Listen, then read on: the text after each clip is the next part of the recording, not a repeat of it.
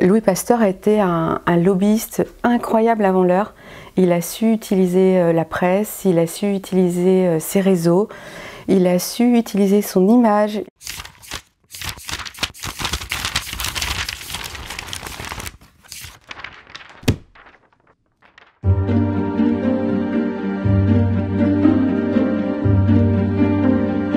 Couple. Le couple est absolument indissociable de Louis Pasteur. On connaît Louis Pasteur, mais on connaît très peu sa femme. Et sa femme Marie a formé avec lui une équipe vraiment formidable, assez rare pour l'époque. Ils se sont vraiment aimés, beaucoup admirés, beaucoup respectés. Elle était toujours là pour lui, elle l'a soutenu et lui, il l'écoutait. C'était pas une potiche, il lui faisait confiance, il lui demandait son avis, il lui parlait de tout. Et il terminait toutes ses lettres par « je t'embrasse tendrement, je t'envoie tout mon amour ». C'était vraiment très émouvant de découvrir cette face-là de Pasteur qui nous rappelle que c'était un père, un époux, un fils. 19e siècle. C'est le siècle, je pense, qui nous parle le plus actuellement parce que c'est un siècle complètement incroyable. Les gens sont nés sous Napoléon, ils sont morts sous Clémenceau. Donc forcément, ça fait des personnalités un peu atypiques, un peu originales. Et c'est un siècle qui a énormément évolué, qui a fait plein de choses au niveau artistique, au niveau littéraire. C'est la naissance du roman, c'est la naissance de la presse grand public, c'est la démocratisation du livre, c'est le développement de la science, c'est l'arrivée du cinéma, du téléphone, de la voiture. Et le 19e siècle est indissociable de Pasteur, c'est la personnalité qui a le plus marqué son siècle. Documentation. Pour s'attaquer à une biographie de Pasteur, forcément, c'était assez costaud. J'ai commencé par sa biographie officielle, on va dire, celle qui a été écrite par son gendre. Et après, j'ai enchaîné sur sa correspondance, sur ses œuvres, sur les journaux de l'époque. J'ai lu Le Figaro, j'ai lu L'Intransigeant, j'ai lu Le Temps. Ça a été un énorme travail pour coller au plus près, pour retrouver plein de détails qui sont dans J'ai craqué au bureau.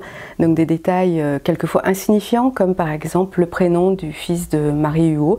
Voilà, je voulais mettre le vrai prénom, je voulais pas inventer un prénom, comme le plat préféré de Louis Pasteur. Voilà, c'est saucisson purée, c'était son vrai plat préféré.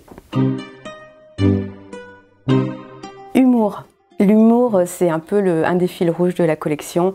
On l'a choisi parce qu'on tenait à désacraliser l'histoire, à désacraliser les grandes figures qui sont connues et qu'on imagine toujours très austères.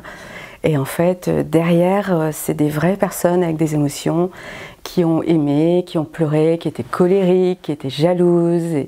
Et c'est ça qui crée l'histoire. C'est toutes les petites histoires qui font l'histoire. Et donc, si Louis Pasteur, par exemple, avait été moins ambitieux, il ne serait pas arrivé là où il est arrivé, il n'aurait pas créé ce qu'il a créé, il ne se serait pas créé une stature, parce que c'était aussi pour lui une façon de s'affirmer par rapport à son père.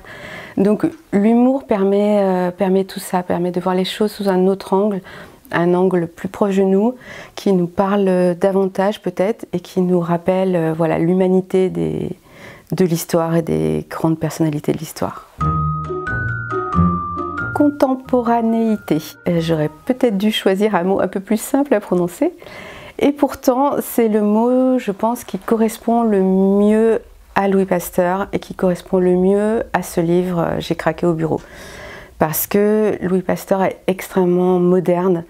Et quand on lit sa vie, quand on voit ses travaux, on retrouve absolument tout ce qu'on touche du doigt aujourd'hui, à savoir les liens entre la science et les politiques, entre la science et l'argent, le réseautage, le lobbying.